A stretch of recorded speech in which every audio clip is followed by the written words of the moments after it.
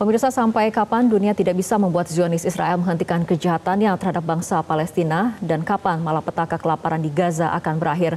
Kami akan membahasnya bersama Ketua Badan Kerjasama Antar Parlemen, Bapak Mardhani Alisera, dan pengamat Timur Tengah, Ibu Dina Sulaiman. Selamat malam Pak Mardhani, selamat malam Bu Dina. Ya, selamat malam Mbak Fitri. Baik, saya akan ke Pak Mardhani terlebih dahulu. Pak Mardhani, sebagian besar warga Palestina di Gaza sudah tidak makan berhari-hari akibat blokade Israel dan juga Mesir. Ini menjadi bencana kelaparan pertama di abad ke-21. Apa langkah Indonesia untuk mendesak blokade dibuka? Yang pertama tentu pemerintah dan DPR serta masyarakat luar biasa bersatu. Yang kedua tentu masing-masing tugasnya sesuai dengan fungsinya pemerintah di fora internasional bekerjasama dengan banyak pihak mendesak agar blokade segera dibuka. Kami di DPR di fora internasional parlemen, baik di Parlemen Dunia, Parlemen Asia, Parlemen ASEAN, maupun bilateral dengan Parlemen Mesir, terus berusaha agar blokade dibuka dan dihukum mereka yang membuat kelaparan massal ini. Walaupun sampai sekarang kondisinya memang belum menggembirakan. Masyarakat luar biasa kami di DPR dengan 126 lembaga kemanusiaan peduli Palestina terus berusaha untuk mengirimkan bantuan. Begitu Mbak Fitri. Baik, selanjutnya saya akan ke Bu Dina. Bu Dina, dari data Integrated Food Security Phase Classification menyatakan 2 dari 3 indikator kelaparan ini sudah dipenuhi di Gaza, yaitu konsumsi makanan anjlok, kasus malnutrisi meningkat tajam. Sementara untuk indikator ketiga, terbunuh akibat kelaparan, ini jumlahnya masih menanti verifikasi data. Nah Bu Dina, kenapa dunia internasional gagal menolong Gaza? Baik, saya pikir penyebab utamanya ya kenapa komunitas internasional terutama di level negara itu tidak mampu melakukan apapun ya untuk memaksa Israel membuka blokade di Gaza adalah karena mereka masih berkutat pada upaya-upaya formal. Ya, upaya-upaya formal di forum seperti PBB misalnya, yang baru-baru ini banyak diberitakan mengakui kemerdekaan Palestina. Beberapa negara Barat siap menyatakan pengakuan kepada kedaulatan Palestina, tapi terus apa? Ya, jadi tidak ini nanti setelah ada pengakuan misalnya di PBB memang betul nanti September misalnya ada pengakuan negara-negara besar terhadap Palestina, so what? Karena mekanisme selanjutnya ketika memang dibutuhkan ada pengakuan terhadap Palestina itu harus di Dewan Keamanan PBB, dan Dewan Keamanan PBB kita tahu ada Amerika yang punya hak veto.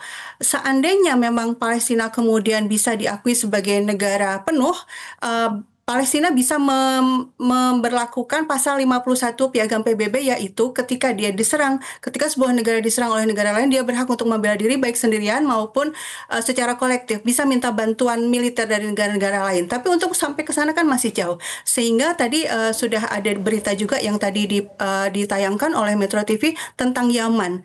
Jadi sebenarnya ada upaya-upaya yang memang efektif untuk menekan Israel, tapi itu di luar mekanisme formal yang banyak dilakukan oleh negara.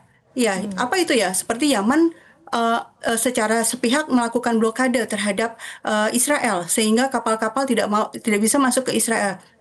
Dan logikanya adalah ketika rezim Zionis Israel diperlemah ekonominya, diboikot ekonominya, pada saat itulah dia tidak mampu lagi melakukan kejahatan kemanusiaan di Gaza karena yang namanya perang kan butuh modal, butuh dana yang sangat besar. Nah, upaya-upaya di luar mekanisme formal ini yang saya pikir perlu dilakukan oleh negara-negara sedunia ya, terutama di Indonesia. Baik, kembali ke Pak Mardhani, tapi ini mengenai upaya mekanisme formal. Bagaimana sebetulnya saat ini yang Anda ketahui upaya diplomasi kepada pemerintah Mesir ataupun Yordania agar membuka blokade dan memfasilitasi masuknya bantuan ke wilayah Gaza? Kami sudah berjumpa dengan Kementerian Luar Negeri Mesir. Mereka menyambut proposal kita agar segera berkoordinasi.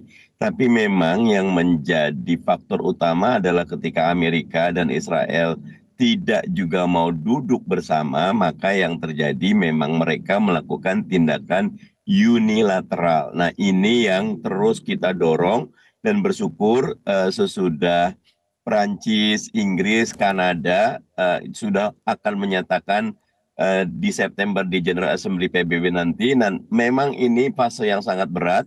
Kami terus mendorong, kami terus berusaha. Kalau emosi sudah jungkir balik, tetapi dalam diplomasi memang ketenangan dan keajekan menjadi salah satu fondasi dasarnya. Target kami adalah merdeka Palestina sesegera mungkin.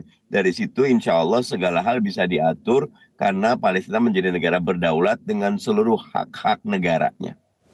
Oke. Pak Mardhani, mengenai sikap dari organisasi bantuan internasional Doctors Without Borders yang menolak untuk mengirimkan bantuan melalui udara karena cara-cara itu berbahaya, tidak manusiawi dan tidak bermartabat bagi siapapun termasuk bagi rakyat Palestina. Bagaimana pandangan Anda? Saya setuju, Medical Borders ini luar biasa. Mereka menyambung nyawa ya untuk membantu saudara kita, bukan cuma di Palestina, di banyak tempat lagi. Ini luar biasa, organisasi yang sangat-sangat terhormat dan pendapatnya wajib untuk didengar. Tetapi saat yang sama saya juga melihat beberapa negara karena mentok ya, Israelnya selalu didukung Amerika, yang terjadi mereka mencoba ketika Israel membuka ruang udara, maka dikirimkan bantuan. Saya juga tidak menyalahkan keduanya pada posisi yang berusaha untuk membantu, tapi yang paling baik memang kemerdekaan Palestina harus menjadi tujuan utama. Oke, baik. Bu Dina, kembali pada sikap dari sejumlah negara barat memang hendak mengakui secara resmi negara Palestina September nanti. Tapi apabila kita melihat dari proksi perlawanan sendiri di kubu Iran, Lebanon sendiri, Anda melihat saat ini seperti apa untuk kemudian mencoba mengakhiri agresi Israel kepada Palestina ataupun mencoba mendesak dibukanya blokade?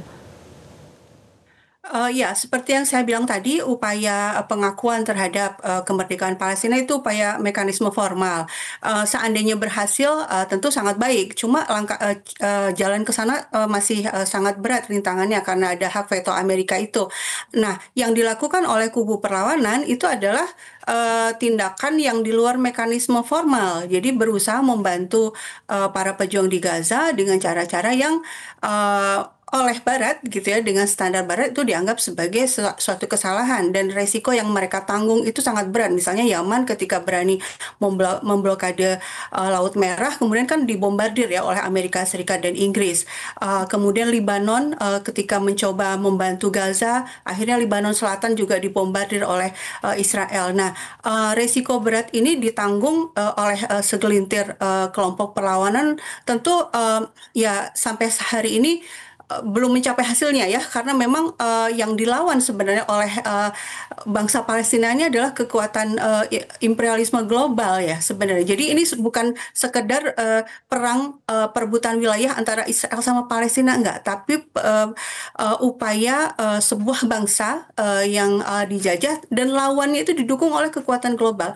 Artinya untuk bisa memerdekakan Palestina itu juga butuh perlawanan global juga. Tidak bisa Palestina dibiarkan sendirian. Nah, yang disampaikan oleh reporter khusus Palestina ini ya, Francesca Albanese, itu dia mengatakan bahwa yang harus dilakukan sekarang oleh negara-negara sedunia adalah yaitu memboikot perusahaan-perusahaan yang memang bertanggung jawab dan terlibat dalam genosida di Gaza. Nah, ini saya pikir perlu ditindaklanjuti ya oleh semua negara. Sekali lagi, tindakan di forum-forum formal ya silahkan dilanjutkan, tapi untuk mempercepat selesainya situasi ini, untuk menyelamatkan orang-orang Gaza yang sangat kelaparan, perlu tindakan-tindakan yang berani ya dari semua negara di dunia. Oke, baik, kembali ke Pak Mardhani. Komunitas internasional ini kan sudah mengutuk kekejaman Zionis Israel dan saat ini kondisinya tepi barat juga sedang diserang oleh Israel. Tapi kemudian menurut Anda kenapa tidak ada tindakan tegas untuk menghentikan aksi kekejaman Israel ke Palestina, ke Gaza, ke tepi barat?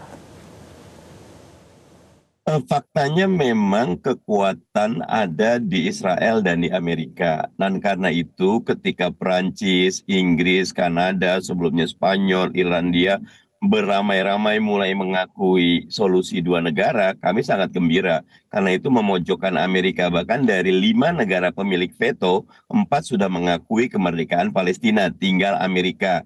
Nah, karena itu suatu saat kami melihat sekarang ini tren di masyarakat. hampir di kampus-kampus internasional, di kota-kota besar, selalu ada demo mendukung Palestina. Palestina kian menang di hati masyarakat dunia, dan itu nanti akan membuat elit manapun di negara yang mendukung Zionis Israel melakukan genocide dan macam-macam akan dihukum. Saya juga melihat ada peluang perubahan di dalam negeri Israel sendiri ketika mungkin pada pemilu yang akan datang Netanyahu bisa dikalahkan, right wing-nya bisa dikalahkan, yang menang yang lebih pro, maka solusi dua negara akan lebih mudah untuk kita wujudkan. Begitu. Baik, terima kasih Pak Mardhani Alisera dan juga Bu Dina Sulaiman telah berbincang bersama kami malam hari ini dalam Prime Time News. Jelajahi cara baru mendapatkan informasi. Download Metro TV Extend sekarang.